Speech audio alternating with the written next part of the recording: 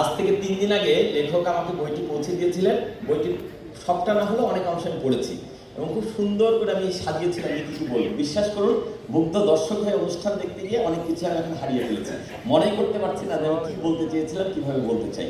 তবে অল্প কথায় যেটা বলা যায় সেটা হচ্ছে, বারবার যে কথাটা আসছে যে বাংলাদেশে মোটিভেশনাল বইয়ের চর্চা শুরু হয় আমার জানার মতে আমাদেরও জন্মের আগে ডক্টর লুৎফর রহমানের উন্নত জীবন মহৎ জীবন এই দুটি বই দিয়ে। এক পর্যায়ে ডেল কেনির বই, যে কথা অলরেডি কবি রামচন্দ্র দাস বলেছেন।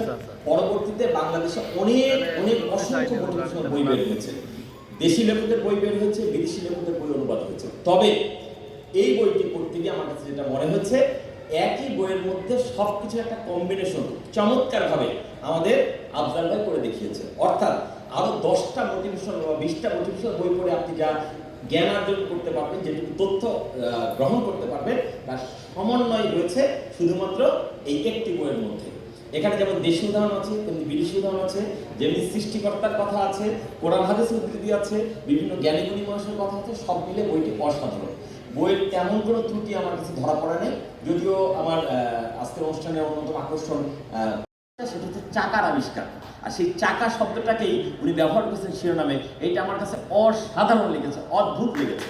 পেশাগত জীবনে আফজাল ভাই একজন মানব সম্পদ উন্নয়ন কর্মকর্তা, মানব সম্পদের উন্নয়নে উনি কাজ করেন। এটা ওনার পেশা, এটা ওনার নেশা, এটা ওনার ধ্যান, এটা ওনার জ্ঞান।